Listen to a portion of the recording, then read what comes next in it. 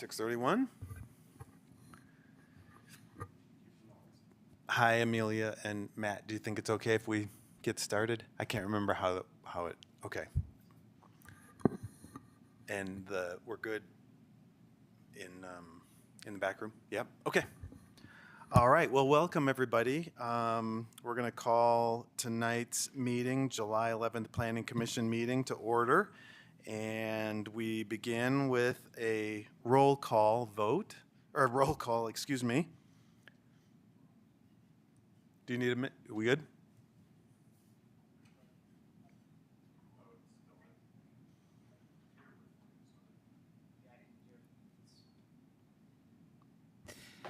Krishna Haley. Krishna Hunt. Here. Krishna Basket. Here. Krishna Choi. Here. And Vice Chair Mullane. Here. Thanks. Thanks, Ben. On to the next item on our agenda, which is the approval of the agenda. The agenda has been posted in public places and it's out there, but this evening we approve it just to make sure there aren't any last-minute changes or updates. So with that, I'd take a motion for the approval of the agenda. Move approval. Second. Thank you. A move and a second. All in favor? Aye. Aye. Aye. All right, motion passes. On to approval of the March meeting minutes. Does anybody have any comments on those minutes? All right, seeing none, my only question on those, and apologize for not asking earlier, it said that the meeting was electronic, and is that right? That meeting was electronic? Oh, maybe it was when we had the snowstorm. Okay, all right. That was the only little thing I was like, gosh, it seems like we were. So, all right, so seeing no changes, does anybody want to make a motion to approve the March meeting minutes? I'll make a motion to approve the March minutes. All right, thank you, Commissioner Choi. Second. All right, second, Commissioner Basket. All right, all in favor? Aye. Aye. Motion passes. All right, now we're on to the item in the agenda where we take public comment from you and also from the folks here in the room, and then for any attendees that are attending our meeting electronically, and for items, thank you, for items that are not on the agenda. I'm standing in for our chair tonight, so the rest of the commission is giving me a hand here. So looks like you may all be here for items that are on the agenda. All right, and we're not seeing a hand up from our online attendees. So we're going to move on to the new business items. So now is the time when I get to read the script. Is that right? Okay. I will now open the public hearing on a request for a minor subdivision and easement vacation for 171 and 187 Harper Street. The purpose of the hearing is to receive evidence regarding the application materials and provide a public forum for all interested parties who wish to comment on this request before the Planning Commission. The procedure for the public hearing will be as follows. First, there will be a presentation and testimony by city staff, followed by questions from the Planning Commission to staff. Next, we will have a presentation and testimony by the applicant, followed by questions from the Planning Commission to the applicant. After these two presentations, members of the public who are here or who have joined this meeting by computer or telephone may speak regarding the application. Anyone who would like to speak is asked to use the raise hand function if participating by computer, or *9 if calling in by telephone. And I would add, for those here in the room, you can fill out a card and we will be glad to hear you here. The Planning Commission may ask questions of those testifying for clarification or for additional information to better understand the comments being provided. However, the main purpose of the public comment period is to receive public testimony and is not a forum for debate or dialogue concerning the application. The applicant and staff will then be allowed to make a closing statement. I will then close the public hearing, and no further testimony or other evidence will be received unless the commission decides to reopen the hearing. The Planning Commission will discuss the matter and may take some kind of action. Public hearings are recorded for the public record. All testimony must be presented after stating your full name and address, the city that you reside in, and the commission secretary swears you in. Does anyone participating in this hearing object to the procedure I've described? All right. Vice Chair, I have one. Oh, yes. Sorry, Acting Chair. Yes. I have one comment. I just want to state for the record that I am a resident of Ward 1 and I live in the Parkwood neighborhood. I've reviewed the application and I do not feel that I have any conflict of interest. All right, thank you. Thank you very much. All right. Do we have proper notification? Yes. All right, thank you. Now, are there any other Planning Commission disclosures? No? Okay, great. On with the public hearing. Take it away, Staff Member Brackett. Thank you very much. Okay, so this is an application to adjust the location of a lot line between two properties on Harper Street. It's reviewed through the minor subdivision process. So the current plat is the amended plat of Parkwood filing number 2. The request is to move the lot line, which is shown in yellow, and then the associated easements, and then move it to the red orientation. That current lot line that's on an angle followed a water line easement that's now been vacated. And so through this, no new lots are created, no change in density, anything like that. So there's one modification, but otherwise it meets all of the requirements of Title 16. It does not impact any comp plan or other adopted policies. And then the easement vacation was reviewed by Public Works, and the updates that are in the plat were requested by them and reviewed and approved. So that one modification is to allow a lot size of 6,000 square feet where 7,000 is required in this zone district. The unique circumstance here is that this lot size already exists and the actual total combined lot size of both lots is under 14,000, so there's kind of really no way for there to be a lot that meets the minimum lot size. Again, there's no increase in density and it maintains the two lots, maintains the homes, maintains the orientation. And so staff finds that it does not alter the character of the area. So I'm going to correct a few clerical errors in the staff report. My apologies, but staff is recommending approval of Resolution 7, Series 2024, which recommends approval of the first replat of the amended plat of Parkwood filing number 2 and the easement vacation with no conditions. In the report and in the packet, there were some minor edits, but those don't need to be approved by condition. They'll just be cleaned up before City Council, and the applicant has that already well in hand. So happy to answer any questions, and then the applicant does have a presentation. Thank you very much. Do we have any questions? Yes. I don't think I Commissioner saw this, but any other utilities affected? No, other than the ones along the actual property lines. I don't think so. Thank you.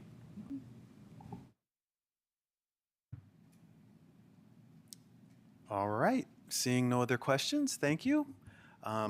We welcome the applicant. Would you like to make a presentation? Great. Welcome. Okay.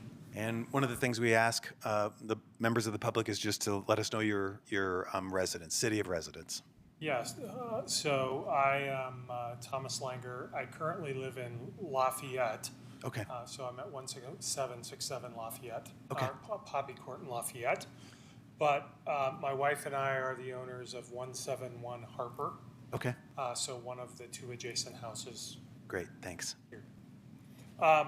So thank you, Commission, for hearing. This is the first time I've presented, so we didn't know exactly what to provide. There's already been a lot of good context provided, but what we understand now, some of this is recreating history, is back when these two lots were created, they decided that the property line would follow this water line that was between the houses, so a diagonal property line, which is kind of odd, but that's where it ran, and so that's where they put the property line.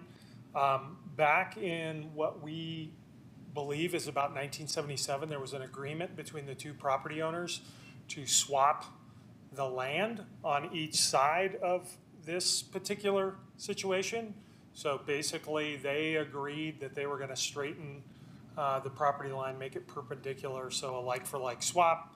And basically, that's the way it was established through the period when we, the owners of 187 Harper are here as well.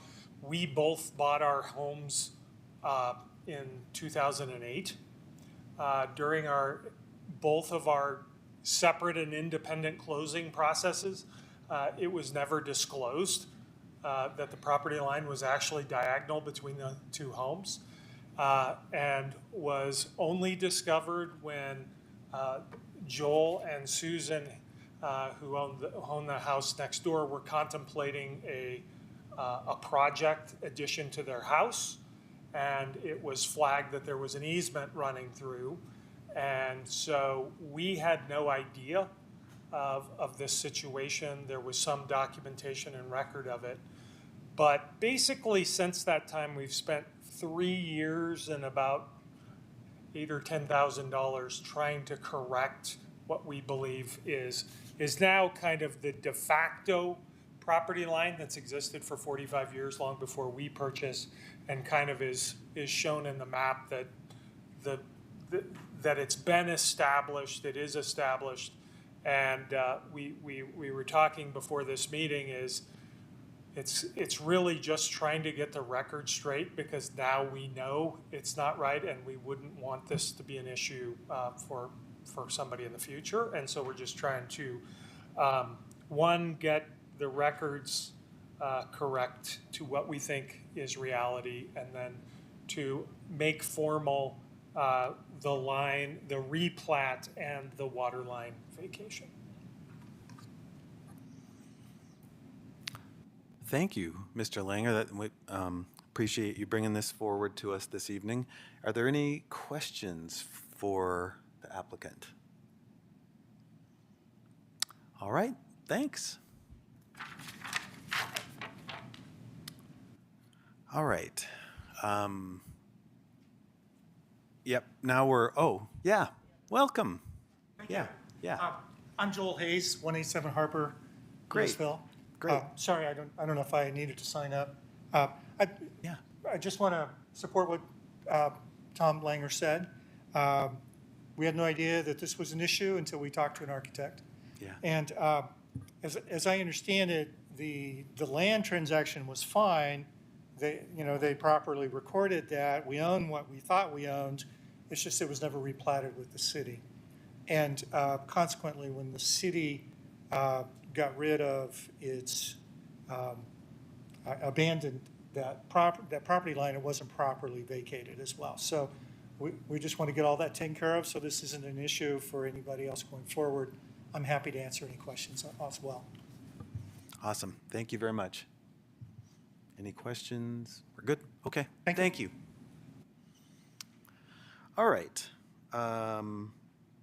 Now would be the time for us to open this item up to other public comment.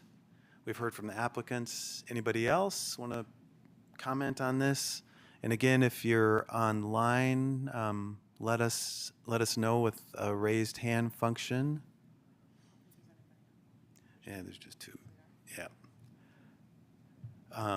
All right. Well, seeing none, let's see. As we work through our script here, you have another chance to offer any comments, any closing comments, or are you good? Okay. All right. On to staff. Any closing comments? Nope. Okay. All right.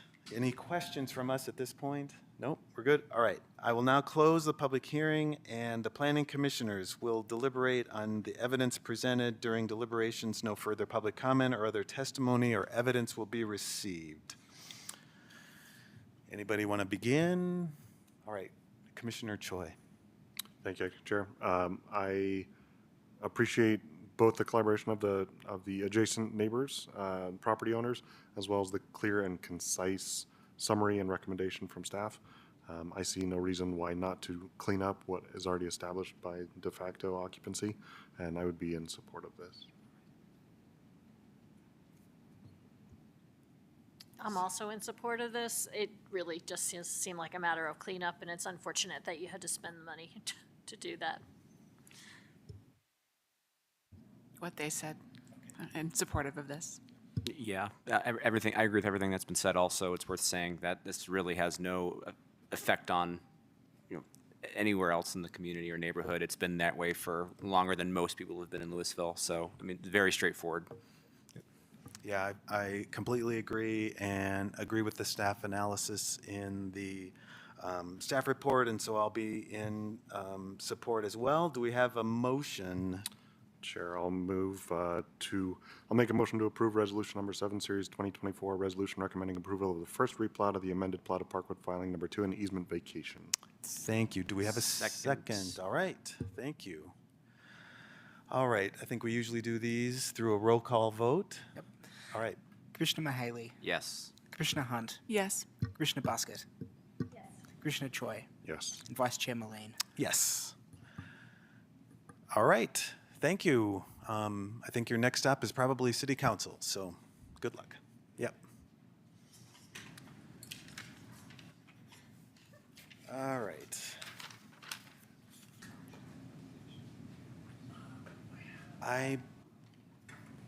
I believe I have to read this yet again. All right, so now, yeah.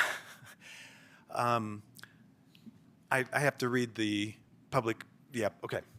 All right, now we will open the public hearing on a request for a final planned unit development and final plat for 421 and 533 East Street. The purpose of the hearing is to receive evidence regarding the application materials and provide a public forum for all interested parties who wish to comment on this request before the Planning Commission. The procedure for the public hearing will be as follows. First, there will be a presentation and testimony by city staff, followed by questions from the Planning Commission to staff. Next, we will have a presentation and testimony by the applicant, followed by questions from the Planning Commission to the applicant. After these two presentations, members of the public who have joined this meeting by computer or telephone or are here in the room may speak regarding the application. Anyone who would like to speak is asked to use the raise hand function if participating by computer or *9 if calling in by telephone. The Planning Commission may ask questions of those testifying for clarification or for additional information to better understand the comments being provided. However, the main purpose of the public comment period is to receive public testimony and is not a forum for debate or dialogue concerning the application.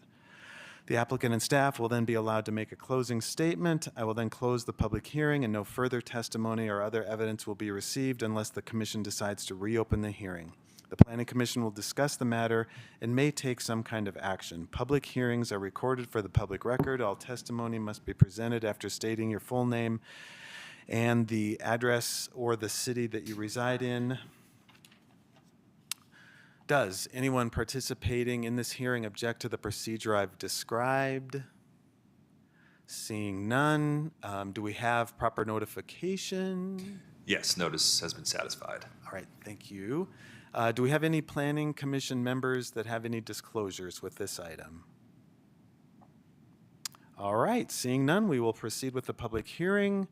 Go ahead, Planner Post. All right, thank you. Good evening, Commissioners. My name is Matt Post, Senior Planner on the Community Development Team. This evening, I'll be presenting Resolution 8, Series 2024, recommending approval of a final subdivision plat, final planned unit development, and easement vacation for 15 single-family homes and 21 townhome units on a 3.6 acre parcel at 421 and 553 East Street. Or I'm sorry, 533 East Street, my apologies. You'll also have to, I apologize as well, I spent all day updating this presentation and it didn't save. So if I take my time through it, that would be why. So as stated, the development proposal includes 36 dwelling units consisting of 15 single-family homes and 21 townhomes with associated site improvements. The Planning Commission recommended approval of the preliminary plat and PUD for this project on October 12th of 2023, with the City Council approving on November 28th of 2023. No significant changes have occurred between the preliminary PUD and plat and the final PUD and plat, notwithstanding some accessibility changes to the single-family homes on the north side. I'll let the applicant speak to that a little bit. And then some public works review that occurred concurrently with our requirement for construction documents that are required as part of a final plat review. So no significant changes between preliminary and final at this point. The subject site is roughly, subject site roughly 3.6 acres in size. It is currently unplatted, and so this plat will formally subdivide the property. The properties are bound on the north by the Pine Street Plaza, currently zoned commercial community, to the west by the BNSF Railroad right-of-way, and then on the south by single-family dwellings zoned medium-density residential. The site is also zoned medium-density residential. The existing conditions on the property include 10 single-family homes with various accessory structures that were originally built or relocated to the site between 1900 and the 1960s. The City of Louisville Historic Preservation Commission did approve the demolition of all of these structures in July of 2023. So again, moving on to the plat, the development proposal includes those 36 residential lots and 8 outlots. Those 36 residential lots, again, include those 15 single-family homes. You can see those on the north and south side of the plat as depicted here. Then those 21 townhomes internal to the site, with a number of those homes actually street-facing directly adjacent to East Street. The outlots are labeled A through H on the plat, and they contain private roadways, parking areas, common open space, utilities, and drainage and detention areas. The easternmost portion of the plat, directly adjacent to East Street, will include a right-of-way dedication to the city. That will accommodate a new detached sidewalk directly adjacent to the site.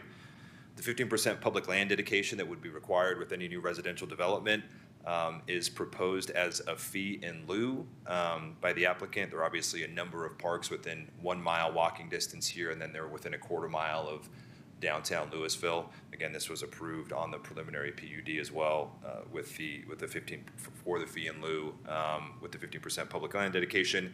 There is also open space provided on site for residents.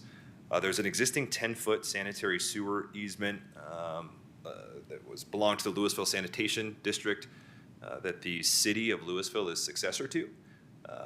That easement is requested to be vacated. That would be approved by City Council. Staff has no objections to the vacation request, and new utilities will be established in outlots A and C to service the site. And so drainage access utility, again, in outlots A and C, and the details of those proposed easements are on the plat and in your packet. Part of the subdivision request here includes modifications from the applicant to accommodate the development. The first modification is for block length. There is a provision in the subdivision regulations that require a minimum 400-foot distance between blocks. Obviously very, very large development patterns there. The applicant is requesting a modification to 193 feet. You can see this measured out in red. Other modifications relate directly to lot depth and frontage. You can see that highlighted on lot 17. So the applicant is requesting a lot width minimum of 19 feet for the townhomes. That's relatively standard for townhome developments. Instead of a 50-foot requirement, which is in the subdivision ordinance. Again, this is kind of a conflict we see between the zoning ordinance and the subdivision ordinance, where the subdivision ordinance is regulating density, and so where the modifications are reasonable to permit townhome developments. And they're also requesting a modification to a depth to width ratio requirement that exists in the subdivision ordinance. A depth to width ratio of 5.2 instead of 2.5, and we'll discuss those modifications later on in the presentation. And so again, 36 units as proposed. You can see the single family units in yellow on the north and south side of the site, and then the townhome units in blue central to the site. A 26-foot wide private street loops around the site, providing access to all units, and includes an alley, providing access to detached garages to the townhome units. Those are 12 townhome units that are accessed by the alley. And then you can see the other townhome units also include access to a 2-car detached garage. On the other side, there are pedestrian walks internal to the private drive that connect out to East Street. Those are 5-foot wide walks, which would be standard for a circulation standard. Could you highlight those, please? I was having trouble Yes. looking for that in this drawing. Thank you. Here, you can, yep, exactly. And then on top right here, that's exactly right. And then they're directly adjacent to parallel parking stalls as well.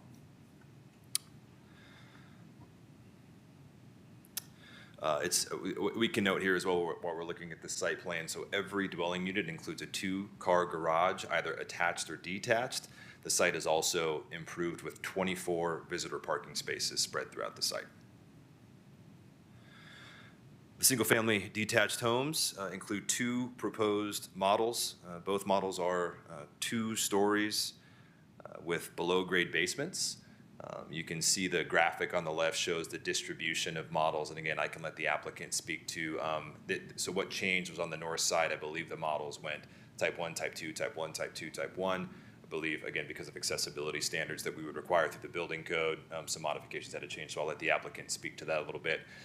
There is a optionality provided in a material palette. Again, that's in your packets, and that provides variety in the overall elevations through the site. The Type 1 models shown in orange here have a 1,500 square foot footprint. And again, there are multiple material palettes for those Type 1 models. The Type 2 models that are shown in blue have a 1,978 square foot footprint. And again, those include various material optionalities as well. The townhomes are a mix of 3-unit and 4-unit townhomes with a Type A design and a Type B design. The units are 3 stories in height with a garden deck, with a garden level basement space and rooftop decks. The Type A units are designed with a gable roof form. The Type B units include a flat roof design to break up the massing and the overall architectural appearance of those units. Again, these do include detached garages with private yards. Material optionality is presented by the applicant, and those are detailed in the PUD exhibit. The applicant is requesting height waivers for these townhomes, and we'll discuss that in later slides. But again, you can see the types distributed in both orange and blue, the 4-unit and 2-unit townhomes. Landscaping is proposed and includes various low-water shrubs, grasses, and perennials, and trees in both common areas and fenced and unfenced areas. A total of 61 trees are proposed on the site. And again, this landscape plan actually gives you a good idea of where some of those parking spaces are located, those visitor parking spaces. So again, you can see parallel spaces here, and then head-in spaces here, and a couple more down here. So 24 total visitor spaces.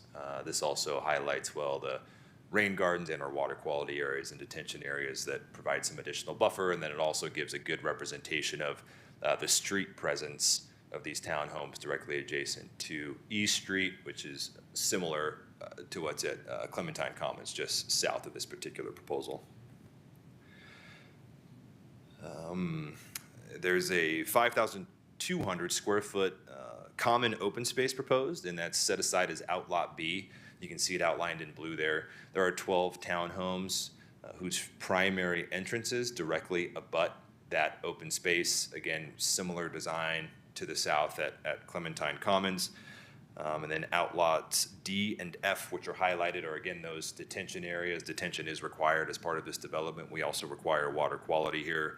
So you can see the retaining wall design with a native seed mix. And again, that does act as a landscape buffer for those single family units on the north and south side. Traffic impact study was submitted for the development. And you can see the 2025 predicted traffic conditions table shown here. It does show that the impact at the intersections are predicted to maintain a level of service of C or better. Just as a reference, most urban intersections have a minimum level of service of D. So again, level C or better, with other intersections directly adjacent operating at higher than that level C. So overall, the report found that the proposed units will have minimal impact to nearby intersections. Moving on to some details about the final plat here. Again, the applicant is proposing the fee in lieu option to satisfy the inclusionary housing requirement. Again, that would be considered for approval at City Council by public hearing. This was the inclusionary housing fee in lieu request was part of the original preliminary application that was presented at the Planning Commission and City Council. Again, recommended for approval and approved by City Council. The applicant is requesting a number of zoning waivers from the RM zone district standards, and they're presented in this table that's on the screen at the moment. Essentially, all lots the applicant is requesting waivers for all lots, for lot coverage, setback, side interior setbacks. Certain lots do meet rear setback and height requirements. The intent of the RM zone district, it's worth noting that this is in the residential medium zone district. The intent of the residential medium zone district is to permit multifamily development at duplex and townhouse densities. That is the intent of the district. And so in making this request, staff feel that the applicant is satisfying that intent by reducing overall lot sizes. If we were to apply standard RM sizes here that have a minimum lot size of 7,000 square feet, we'd have much larger lots, much larger homes, less opportunity for housing at this particular site. So in requesting the waiver, there's opportunity for more open space on the site and then also more visitor parking. It's also, again, more in line with the intent of the RM district standards. This site is also located in the urban neighborhood, future land use as identified by the comprehensive plan. And so staff feel that the waiver requests are reasonable when implementing the intent of the RM district and then also considering the future land use considered by the comprehensive plan as well.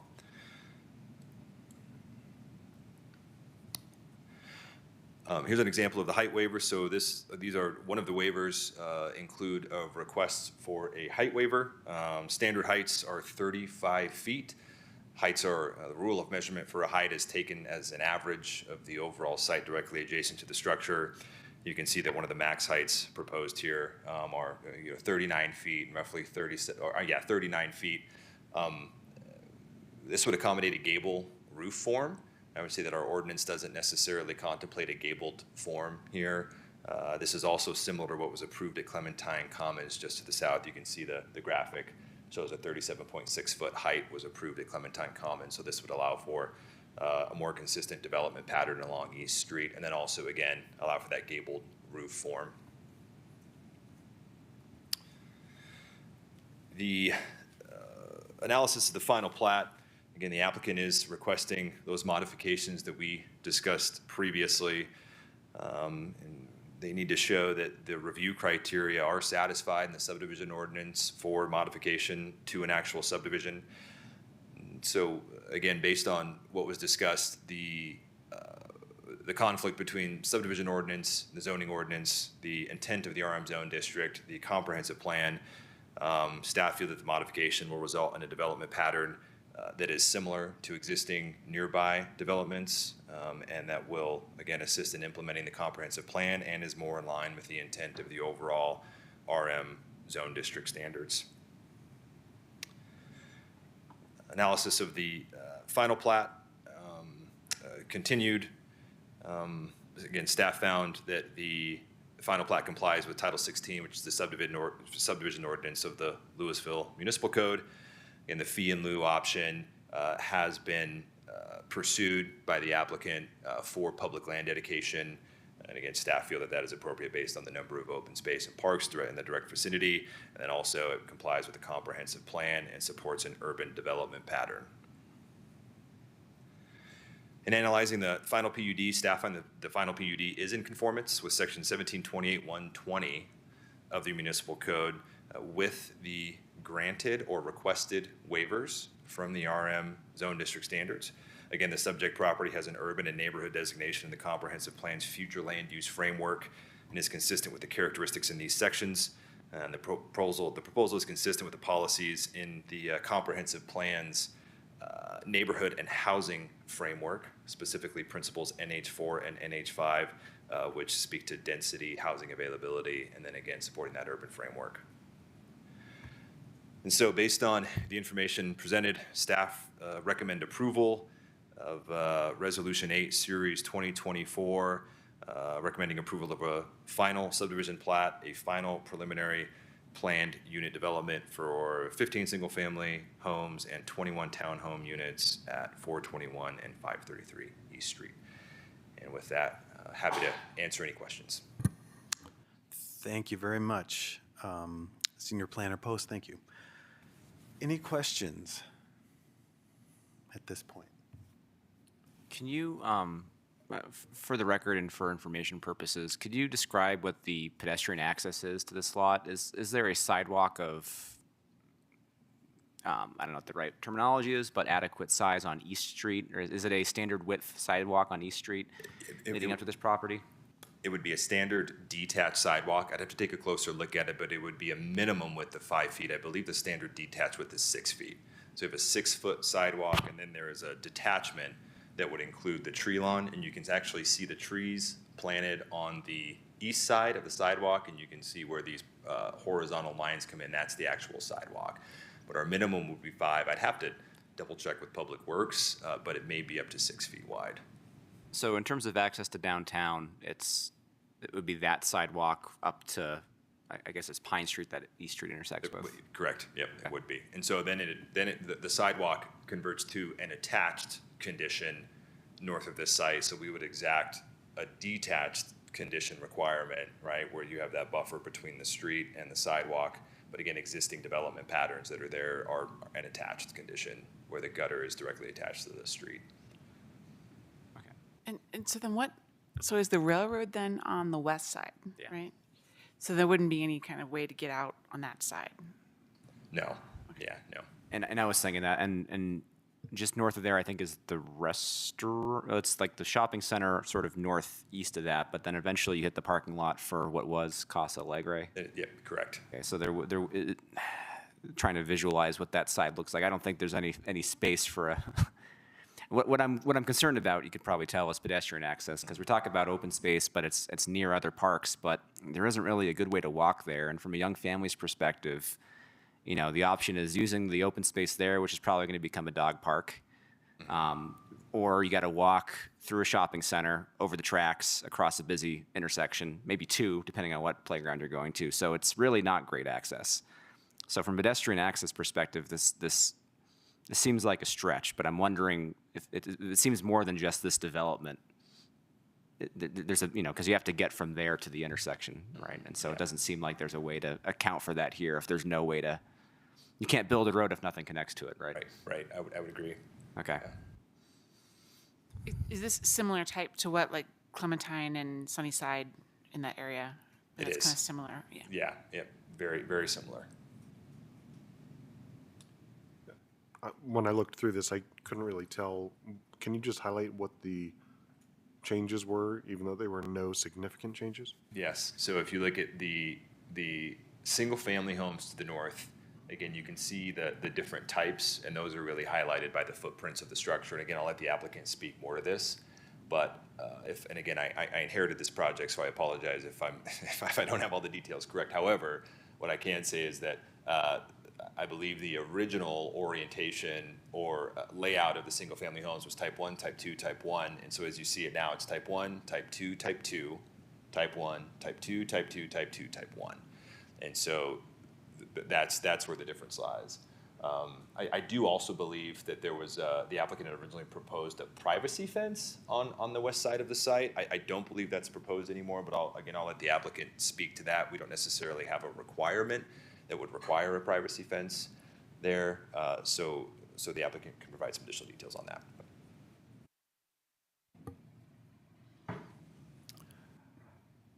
I have one question, and it just is about the housing fee. And I'm just curious.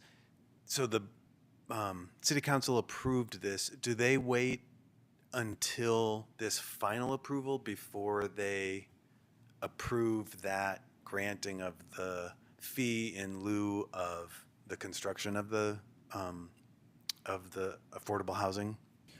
Well, I guess if, is your question in regard to actually collecting? the Yeah, or fee? I'm just curious about the mechanics of how that works. I mean, did they approve it at the preliminary or initial stage? They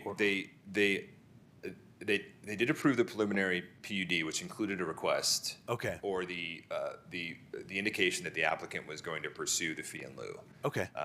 And then obviously, the city council will, the upcoming hearing will be the final say. Okay. At that point, I would have to confirm with the rest of our department on when we actually collect that. I would imagine we would do that at the time of building permit application or prior to building permit issuance. It would- Okay, yeah. I was just curious about how, if it gets approved at even the preliminary stage, or if it gets more formally approved at this final plat, would get more, would be more formally approved at the final plat stage. I guess that's maybe the answer. Okay, okay.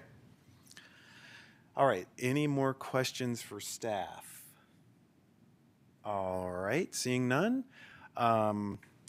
Applicants, would you like to make a presentation?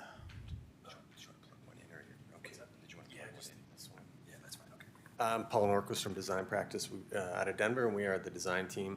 I'm just going to use Matt's. Okay. Since there was very little change to the project, just to make it easier. And Matt is correct. What the change to the project from when we presented previously was we've added one more of the type 2. And to note, the type 2 single family is designed as an aging in place home, so it has all of its living function on the main level and is fully accessible. The big change in design is when we finalized the grading over the last few months. We actually lowered the entry level of this building to make sure it's an accessible entry. So there are now 5 of those units. The ownership, in speaking with their sales group and sort of pre-marketing this project, there's been a strong positive reaction to having this housing typology available. So we added one more of those units on the north side and went from 4 to 5 and reduced one of the type 1 housing. We also then, on the west side of the site, we swapped the typology since we have a little angled property line right here. Having this longer house in this lot created a smaller yard, so we swapped the location of those two within the site. So that's the major change. And as Matt said, this was originally proposed as a full privacy fence. Right now it's proposed as a wired fence. The idea being is we were looking through the site and given that we have this 100-foot railroad easement, it'll just, instead of visually blocking that end of those drive lanes, the wired fence and the landscaping will just make it a little more visually porous coming through that way. So those are the main changes. I can talk a little bit about the pedestrian access that you were speaking about. Yeah, what is proposed is what the city standard is for detached sidewalk, tree lawn. So there is that, as Matt spoke, we'll have a dedication of land to make the right-of-way large enough to allow that to occur. Clementine has had to build up their similar infrastructure to the south. There is a small segment, I believe, between us and Clementine that does not have a detached sidewalk. And I believe the sidewalk in front of Sunnyside was probably under a different ordinance, so I think, I'm not positive, it may be an attached sidewalk in that location. But we do know that there's the Highway 42 revitalization project, and that there is talk of, on the east side of East Street, between East and Highway 42, redoing that section and extending the public path that right now comes through the Clementine detention pond and up through the site. We've also left this outlot as common space with the idea that should Pine Street Plaza be redeveloped, there could be a pedestrian connection in this direction. So instead of including that land as part of this parcel, we're leaving that as outlot space. And that came from some previous discussions very early in this project when we were speaking with a potential owner of Pine Street about doing a common project. So it makes a lot of sense in the future, but obviously we don't have control of that site. So, and I guess the last thing is, 'cause I know most of you have seen this project. I'm not sure all of you have. But on the townhomes, the reason for the height waiver is the townhomes are designed where the in-townhome units initially were designed to allow for an ADU. So we had lifted up the floor plate of the first floor to get more light down into the basements of these spaces. They are still designed that way since the city does not have an ADU program at this point. They will be initially constructed as a single family unit, but they could easily be adapted to become a separate apartment unit under the ownership of the entire townhome. So whether for a child returning from college or service or just being able to rent, that in the future adaption is there. So each of these units have an exterior stair access, which would make the conversion, we're trying to simplify it in the future should it be allowed. And that was our original proposal very, very early in this process, was those 12 units for the affordable housing fee. But since the ADUs weren't allowed and it changed the density and a number of factors came involved, so we're trying to keep that option open in the future. Hence, it pushes the buildings up and we end up above the 36 feet with the, as Matt said, with the gable roof form. So. Yes. Could you point to the units that would have the potential apartments? Yeah, so they're the end units of each of the townhome types. And if I go, I think forward in Matt's, yep. So it'd be these gabled form townhome units. They each have this handrail is for a little stair that goes down on the outside of the unit to that lower level. And then if I go back to I don't know if I can zoom in. Can I zoom in on this map? It's hard to tell right here, but there is a small pedestrian access to that landing. So you would have your own entrance point at that point. And I was asking in part because of the proximity to the visitor parking. Yeah, so the visitor parking then is, right along those street edges. And so those well, in this case, that little zone right there looks like a bunch of straight lines. That's the stair going down. Okay. So we have parking here, parking along here, parking back here, and parking here. So they would all be fairly adjacent to those units. The only place where we don't is right on this zone for this particular unit, but. Thank you. Yep.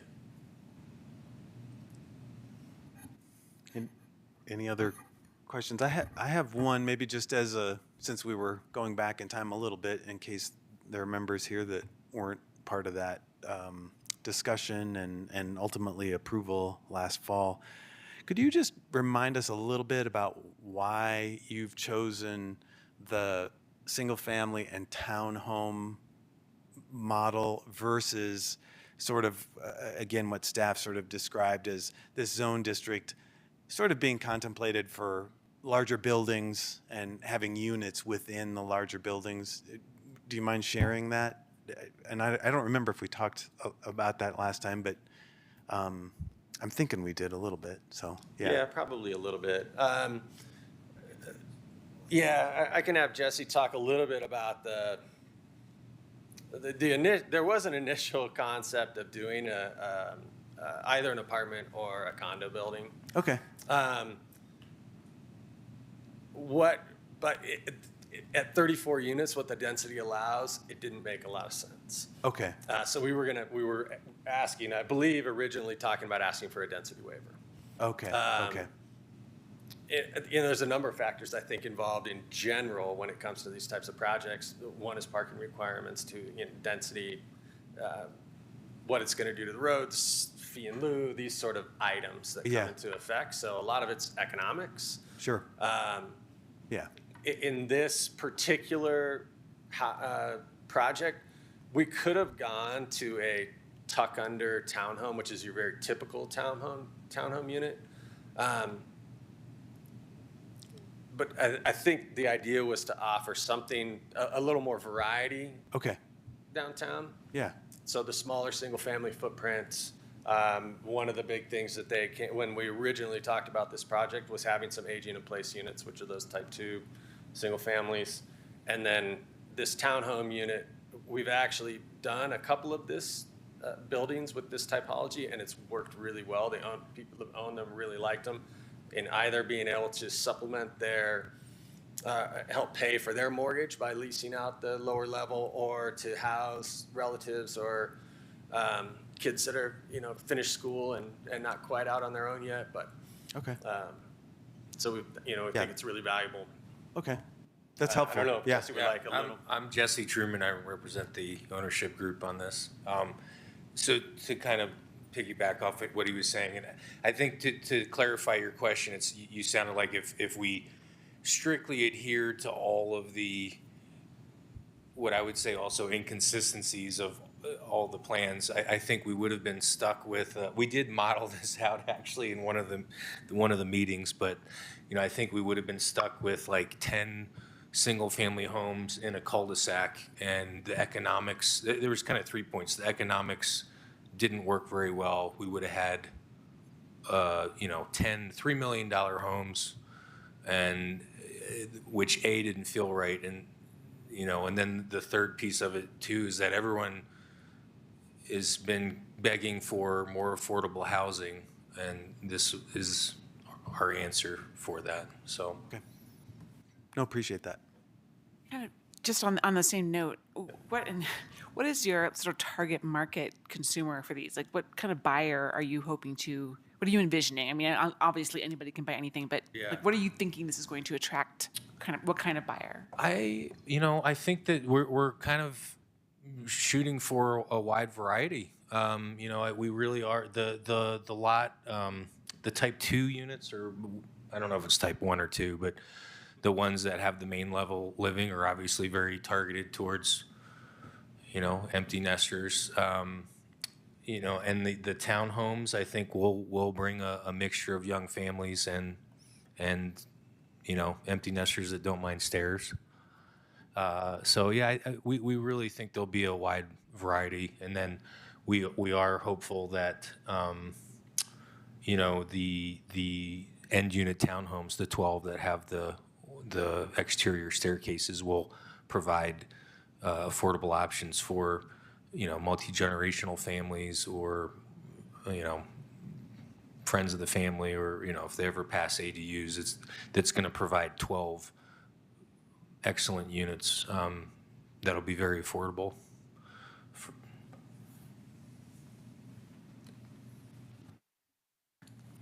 All right, any more questions for the applicant? All right, oh, yep, one more. One more, maybe more of a question for city staff, and I think the answer is no, but just for the sake of due diligence. So the existing and historic mines that were in Louisville, those are all on the west side of the railroad. We're not building this on top of an old mine, are we? Well, we do have mining activity under half of the site. Is that a cause for concern given the density that we've proposed? No, the mine depth there, the minimum mine depth is about 150 feet. And I believe we have a map of it, and I don't know what slide it's on which presentation. It's somewhere, but they ran like 150 to 250. And so the geotech has taken that into account in their soils analysis and testing. And I'm not a geotech, but just there's nothing there now, there hasn't been, and now we're building a lot of stuff. So I just want to make sure that's been considered with accurate records of what we think the soil's doing and where we think the mine shafts are. Yeah. Okay, thank you. All right. Thank you. Yep. Now we're going to move to the part of the meeting where we open this up to the public. And let's see, it doesn't look like we have anybody here in the room that would like to speak on this item. And for the attendees that we have online, if you could let us know if you'd like to speak on this item. And use the raise hand function, and we'll see if we get anybody. Nope. All right. All right. So we move very quickly then to a part of the meeting where you now have the applicant. You have an opportunity to add any kind of closing statement. Okay. And now we'll move to staff, if there are any closing comments from staff. No.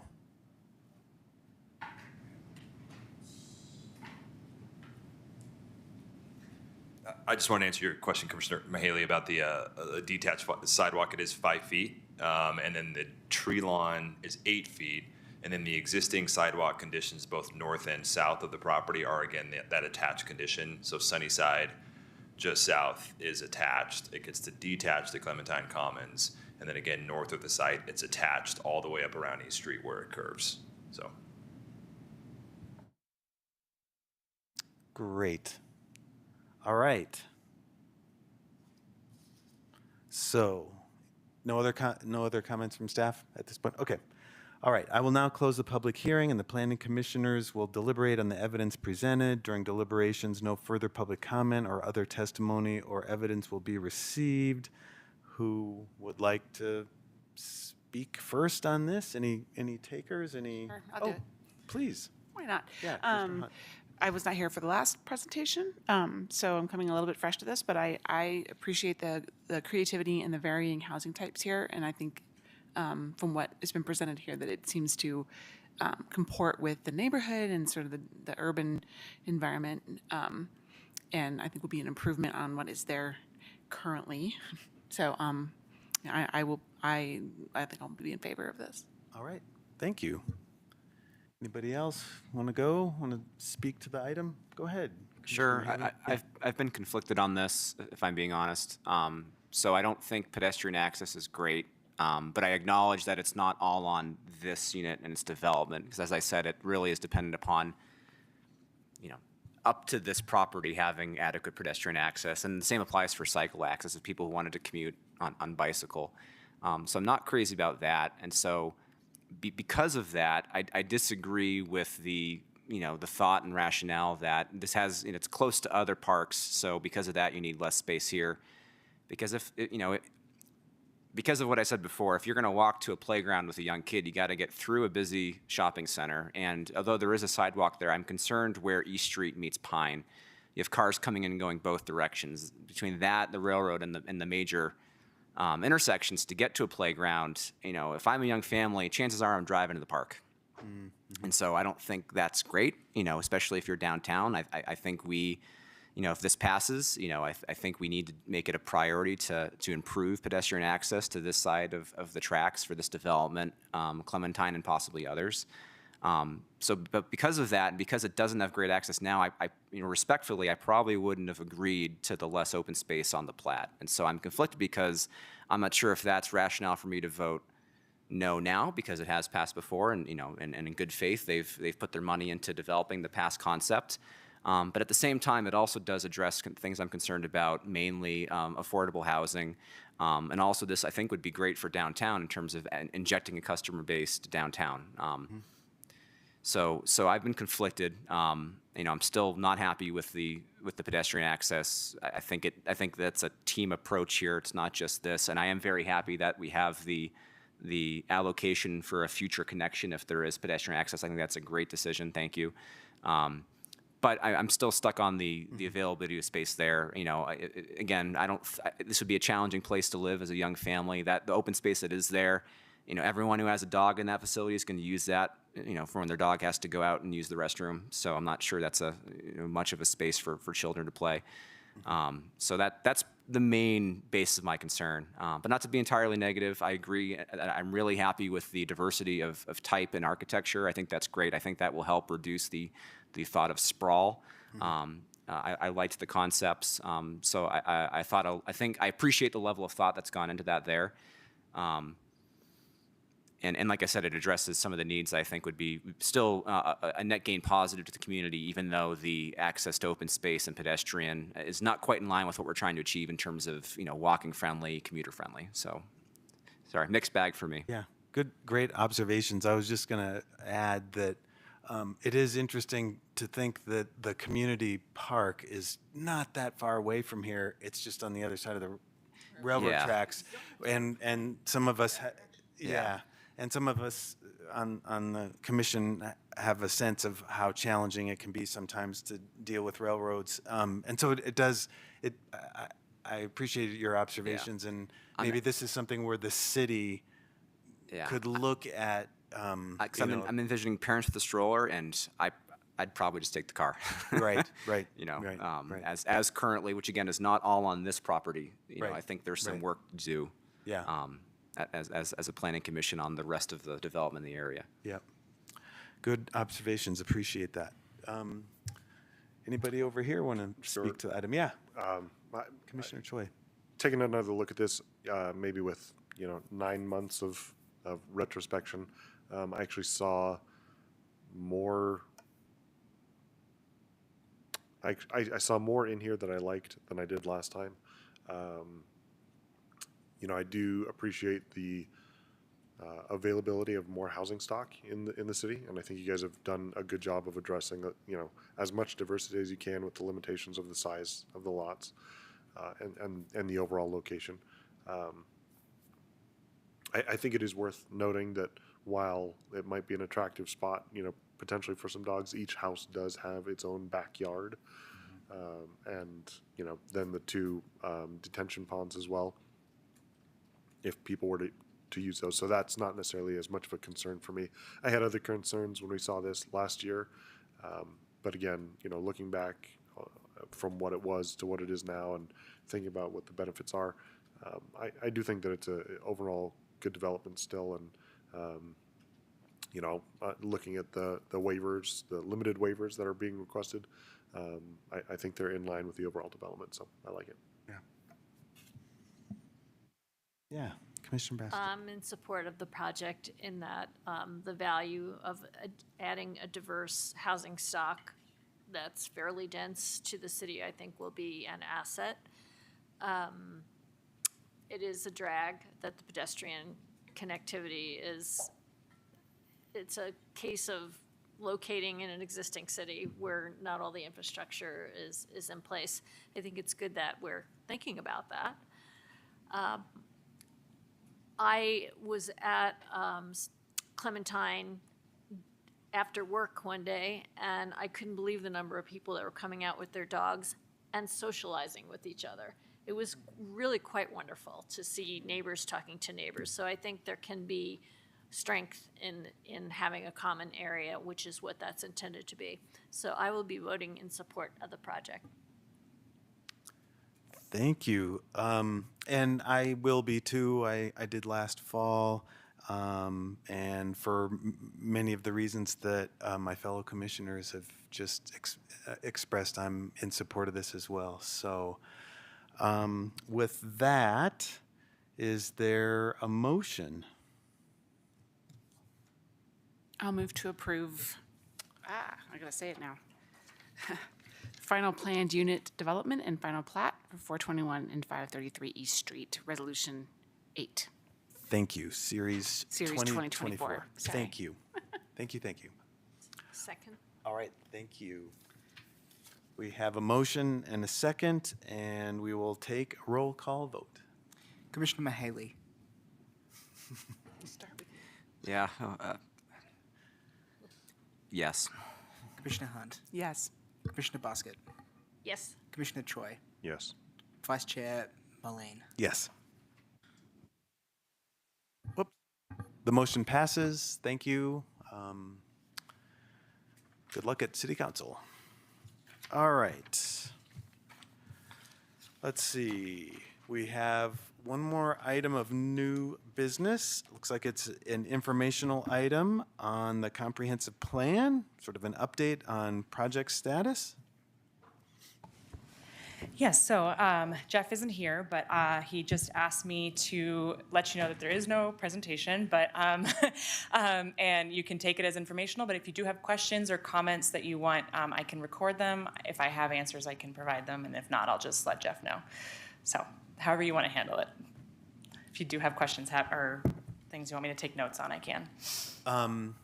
I just have one question. Can you remind me where we're at with sort of this next level of public engagement? Yeah. Do you have some information on that? A question that I know the answer to. Oh, good. Okay. Yeah, so that first round, which took place earlier this year, was really sort of like that broad vision and values questions. It was, I don't remember off the top of my head how many questions it was. It was like 10 to 15 in the survey. There was an open house, and it sort of was like the first pass at like the broadest sort of questions for the comp plan. Out of that came a couple of different things, including some actual map work that'll kind of show up again in engagement window 2. But right now we're focusing in engagement window 1.5, which was, I think, initially supposed to be internal, and then unfortunately got external, and now we're just talking in this really weird way. But that is kind of trying to hone in a little bit more on what some of those vision and values meant. Yeah, so we got some really great feedback, but it was stuff like, this is a welcoming community, or, you know, it's a small town. It's things like that, which gives us some idea of what people might be interested in, but not really like a concrete idea. And so this particular window that we're in right now for this month is literally asking people, okay, so what does that mean, actually? And so those are what the engagement, the survey online, and then also the events that we're hosting. Okay. All right. Thank you. Any other questions about comp plan from commissioners? Yeah. Not a question, but I am looking forward to seeing staff and consultants. It's staff-driven, this next collection of input, isn't it? And you're going to all the events downtown. Yeah, absolutely. Yeah. So thank you for that reminder. So one of the things that is in that memo is just to let you all know that please tell the people that you know in your life and advocate for people to come and talk to us or to go online. That's probably the easiest thing to do if you're talking to somebody. But yes, so we went to we were at Bike to Work Day, which was actually really great. I don't remember how, I think it was like maybe 60-ish people that we talked to, like actually had engagement with, which is pretty high actually. And then tomorrow night we'll be at Street Fair. Nice. So come see us if you're coming down there. And let's see, and then next week we have, there's a summer concert series on Thursday. We'll be at that. And then we have 2, so those are kind of like the really broad, we want to get more people, more input kind of events. Then we also have these 2 events that are really more targeted towards some of the groups that we didn't hear from the first time.